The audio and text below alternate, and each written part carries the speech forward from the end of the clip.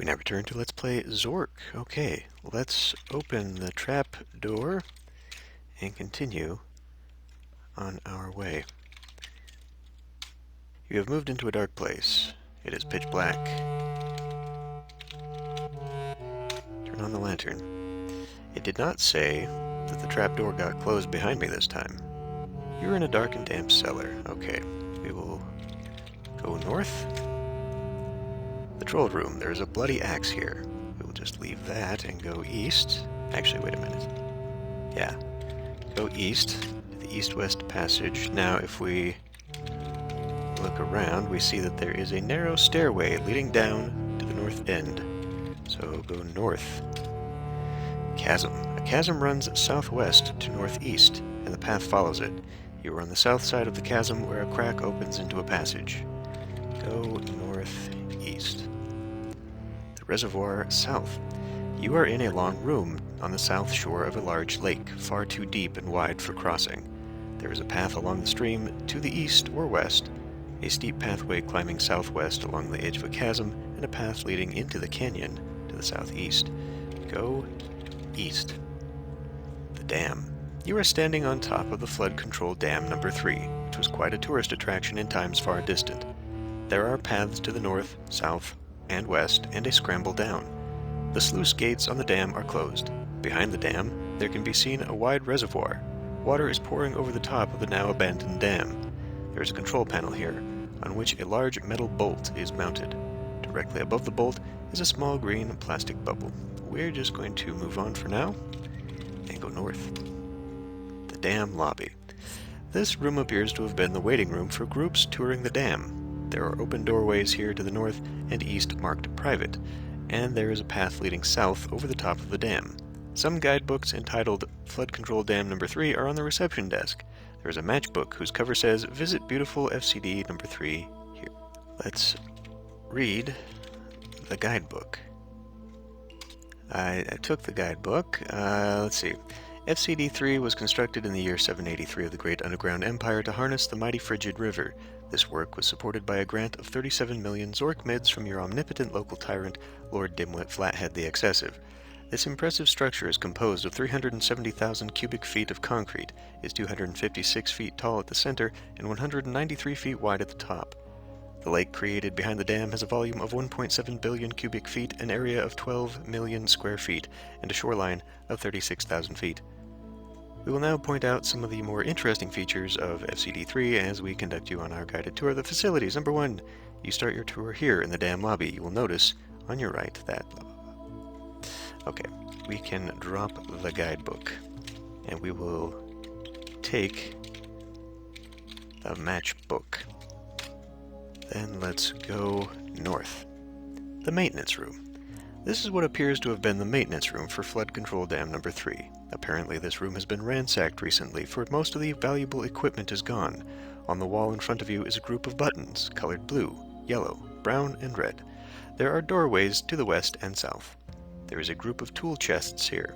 There is a wrench here. There is an object which looks like a tube of toothpaste here. There is a screwdriver here. Let's open tool chests. The chests are so rusty and corroded, they crumble when you touch them. Alright, let's take the wrench, take the screwdriver, and we will take the tube. Let's save and examine buttons. Which button do you mean? The blue button, the red button, the brown button, or the yellow button?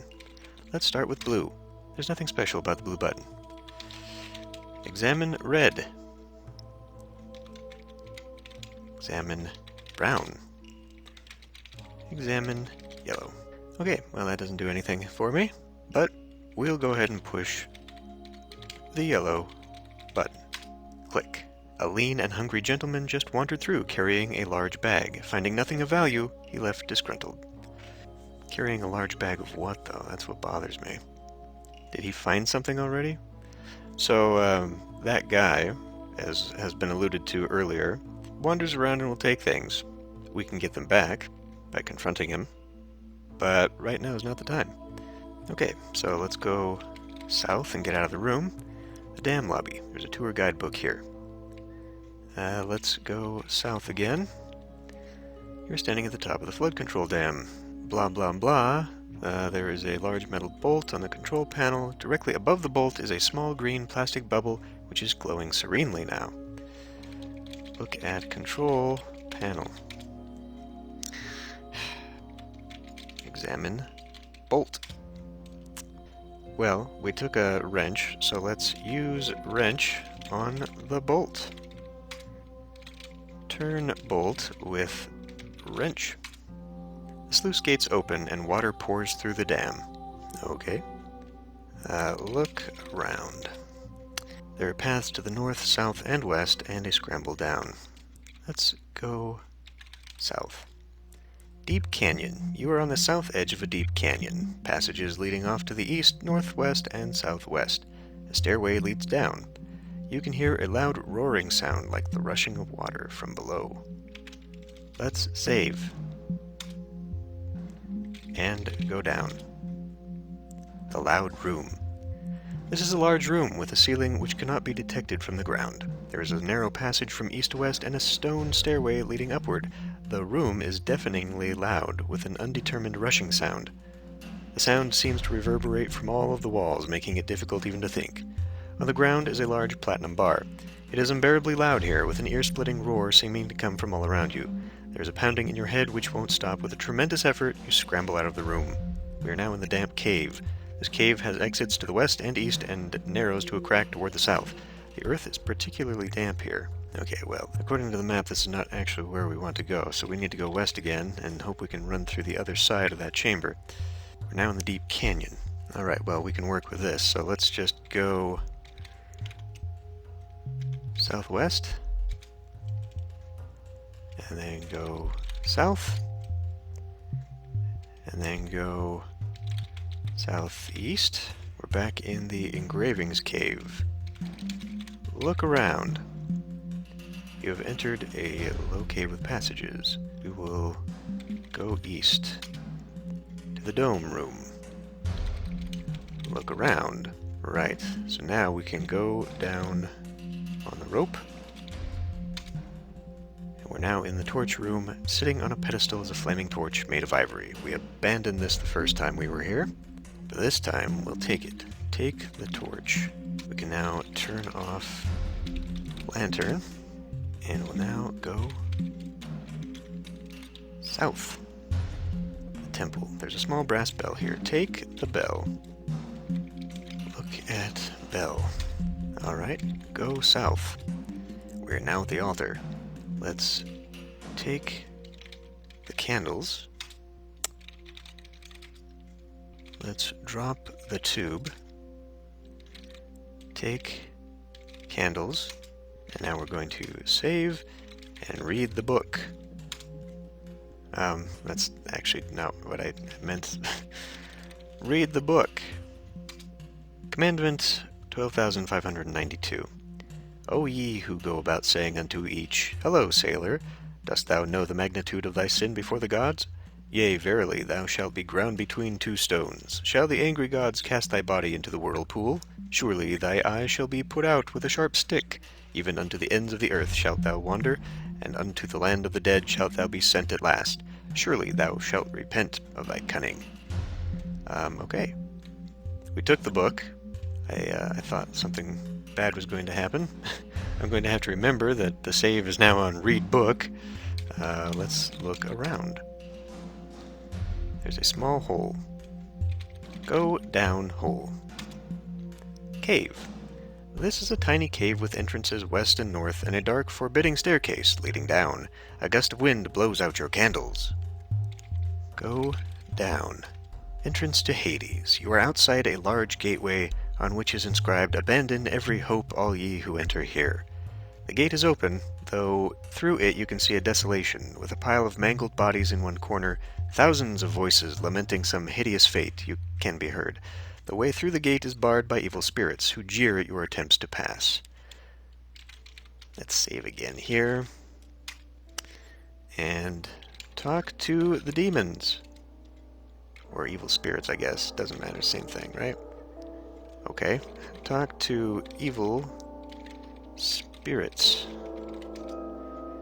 The spirits jeer loudly and ignore you. The number of ghosts pauses for a moment, perhaps thinking you should reread the manual. Well, if they're talking about the Black Book, we can say,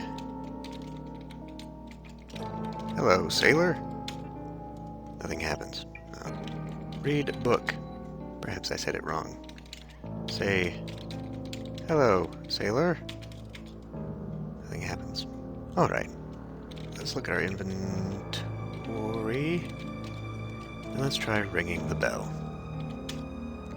The bell suddenly becomes red hot and falls to the ground. The wraiths, as if paralyzed, stop their jeering and slowly turn to face you.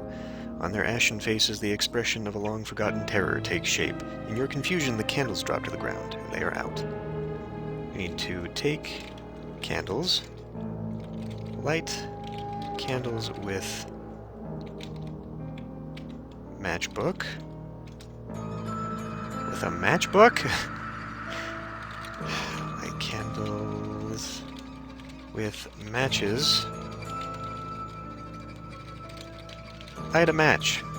One of the matches starts to burn. Light candles with match. The candles are lit. The flames flicker wildly and appear to dance. The earth beneath your feet trembles and your legs nearly buckle beneath you. The spirits cower at your unearthly power. The match has gone out. Now read the book. Each word of the prayer reverberates through the hall in a deafening confusion. As the last word fades, a voice, loud and commanding, speaks. "Begone, fiends!" A heart-stopping scream fills the cavern, and the spirits, sensing a greater power, flee through the walls. Alright, now we can go south. The land of the dead. You have entered the land of the living dead. Thousands of lost souls can be heard weeping and moaning. In the corner are stacked the remains of dozens of previous adventurers less fortunate than yourself. A passage exits to the north. Lying in one corner of the room is a beautifully carved crystal skull. It appears to be grinning at you rather nastily. Take the skull and go north. On the ground is a red-hot bell. I guess we don't really want to pick that up.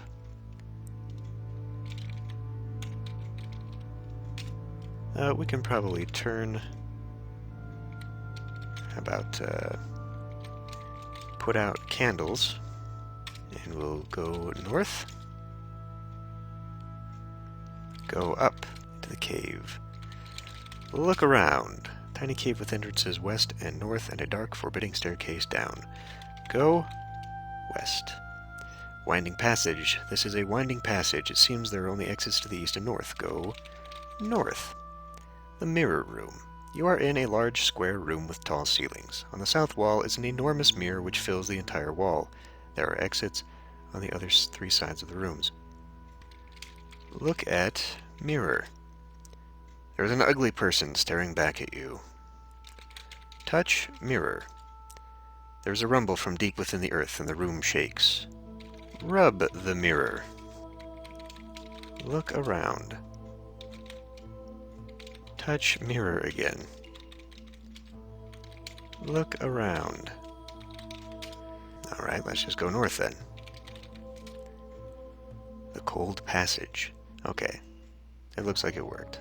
The mirror teleports us between two rooms on the map. They were just identical looking rooms, and it confused me. This is a cold and damp corridor where a long east-west passage turns into a southward pass. Go west. The slide room. This is a small chamber, which appears to have been part of a coal mine. On the south wall of the chamber, the letters "Granite Wall" are etched in the rock. To the east is a long passage, and there's a steep metal slide twisting downward. To the north is a small opening. Well, we did see a slide room, or a slide rather, before when we were down in the cellar. I believe that is the way back, so we will go north. You are standing at the entrance of what might have been a coal mine. The shaft enters the west wall, and there is another exit to the south end of the room. Go west. The squeaky room. You are in a small room. Strange squeaky sounds may be heard coming from the passage at the north end. You may also escape to the east. Go north. The bat room. You are in a small room which has doors only to the east and south. In the corner of the room on the ceiling is a large vampire bat who is obviously deranged and holding his nose. There's an exquisite jade figurine here. Probably holding his nose because of the garlic in my pocket. We will leave the figurine for now and just go east. To the shaft room. This is a large room, in the middle of which is a small shaft descending through the floor into darkness below. To the west and north are exits from this room. Constructed over the top of the shaft is a metal framework to which a heavy iron chain is attached. At the end of the chain is a basket. Alright, from here it gets a little bit complicated. We are currently in a twisty coal mine, and preemptively we're just going to go ahead and do some things. So let's turn on lantern, put torch in basket. Done. A seedy-looking individual with a large bag just wandered through the room. On the way through, he quietly abstracted some valuables from the room and from your possession, mumbling something about doing unto others before. Oh, shit.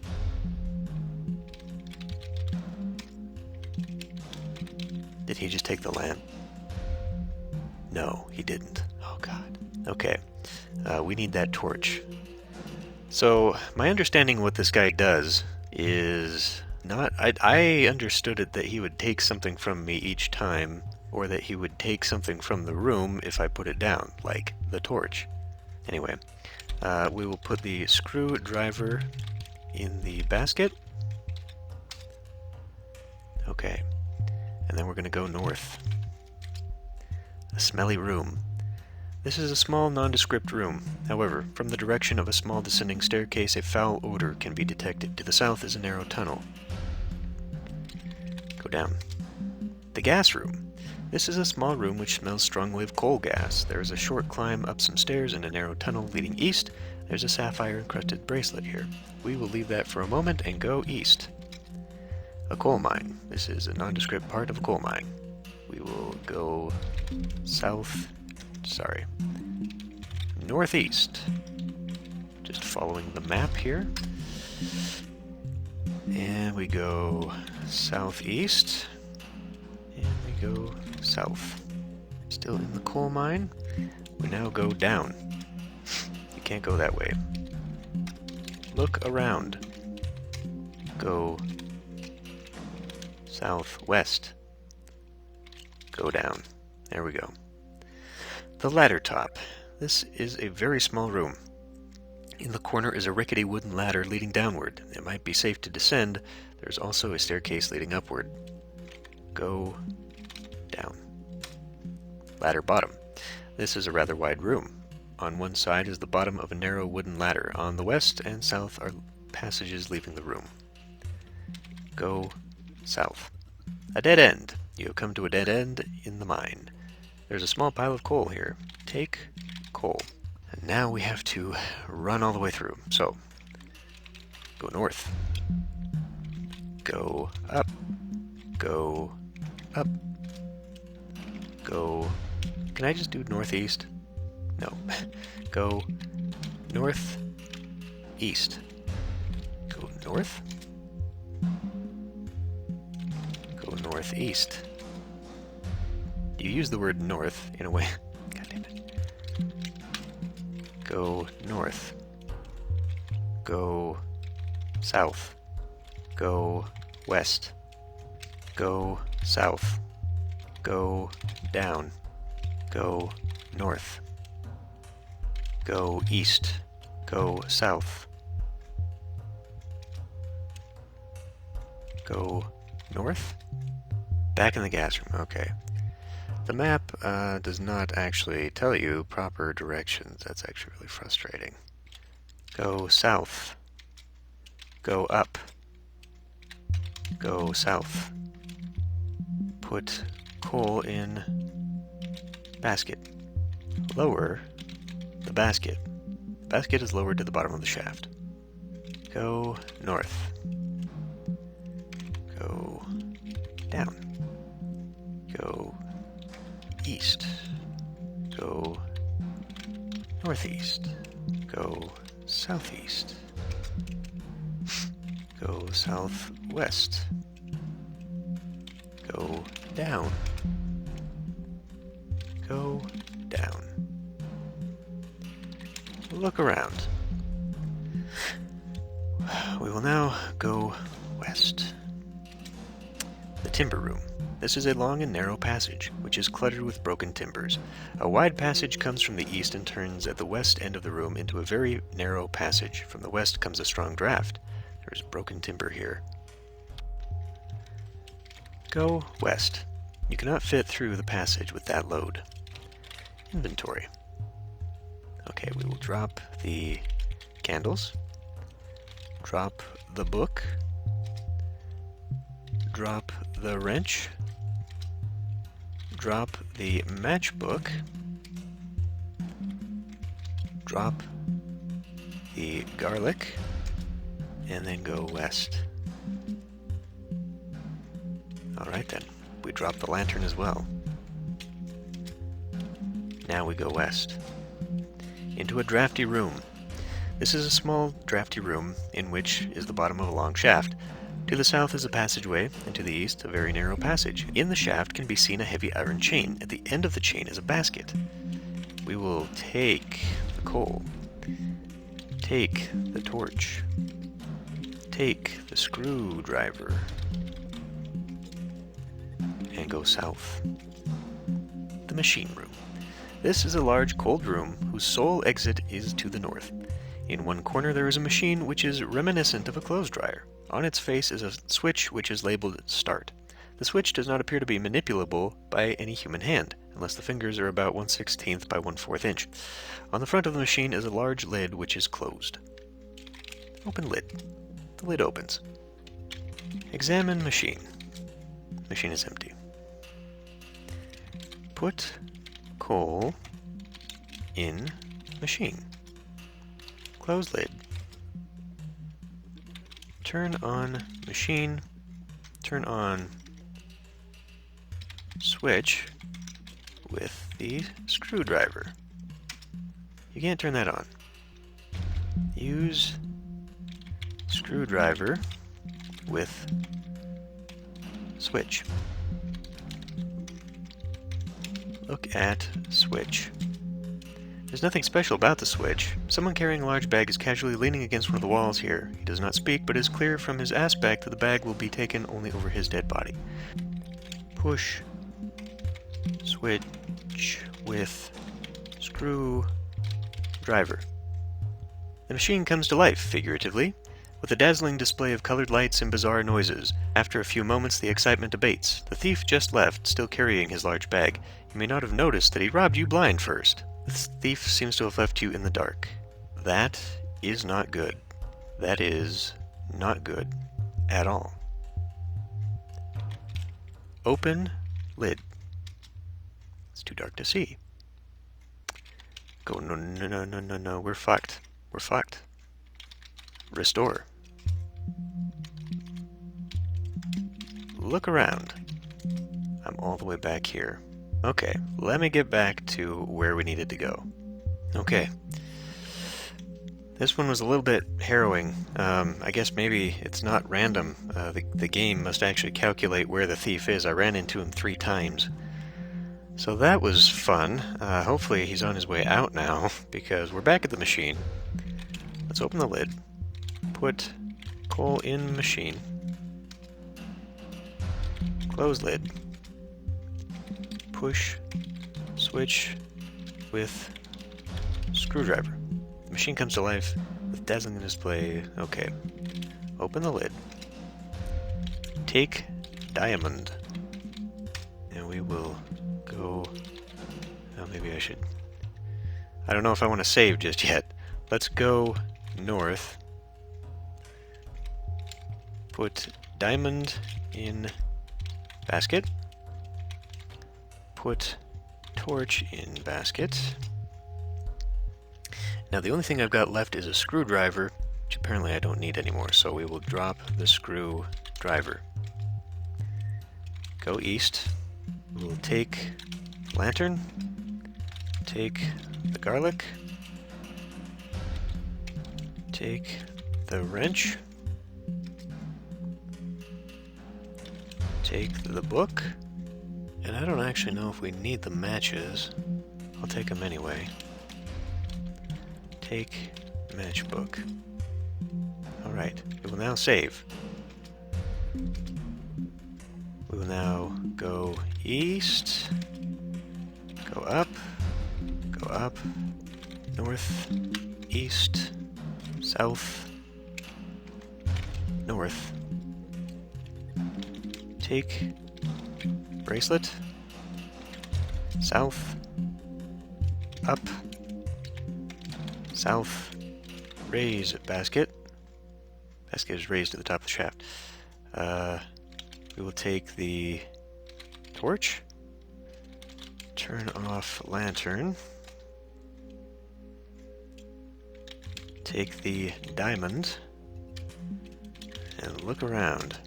There must not be anything in there. We'll save again, and we will go west. Take jade, go south, back into the squeaky room, go east, south, look around. This is our slide room. We will go down the slide into the cellar, and we can go up because that trap door was left open. We're now back in here.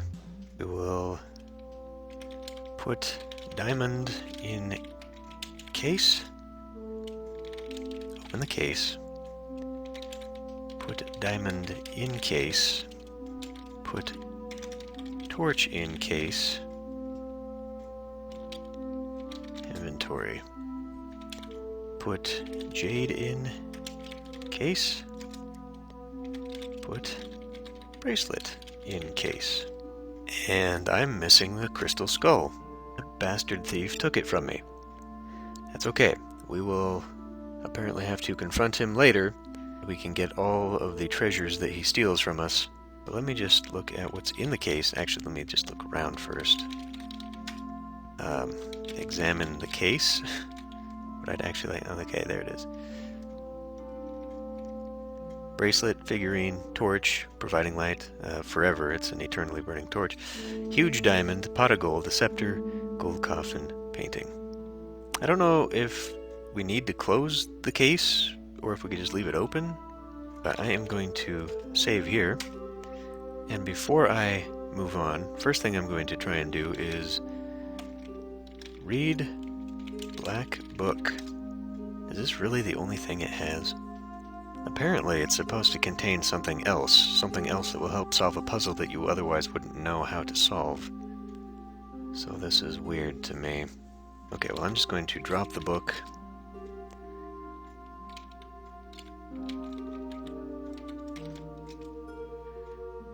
We'll go ahead and drop the matchbook. And drop the wrench. Then we're going to save, and this was a very long one. We will very quickly add Chapter 3 of the history of the Great Underground Empire. Chapter 3, The Flatheads.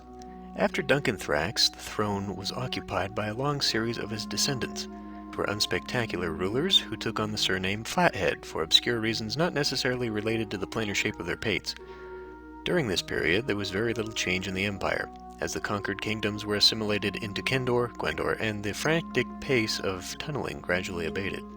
In 770, nearly a century after the death of Duncan Thrax, his great-great-grandson Dimwit Flathead assumed the throne. Lord Dimwit, as he liked to be called, was a colorful character, but was also the single worst ruler the empire has ever produced. His vanity was surpassed only by his outrageous sense of proportion. For example, his coronation took 13 years to plan, and therefore took place 2/3 of the way through his reign. Lasted an additional year and a half and cost 12 times the empire's GNP. Dimwit was the first king to call Kendor, Gwendor the Great Underground Empire, and within a few years the new name had completely displaced the older one. Dimwit also renamed the Great Sea the Flathead Ocean and seemed to prefer the newer lands on the eastern shore. He even moved the empire's capital from Egrith in the westlands to Flathedia in the eastlands. While Dimwit certainly inherited Duncan Thrax's ambition and ingratiating personality, he directed them in a somewhat less productive fashion. Whereas Duncan Thrax used his power to expand his empire, Dimwit was motivated to realize his bizarre whims. Raising the kingdom's tax rate to just over 98%, Dimwit began a series of grandiose projects that soon earned him the title Flathead the Excessive.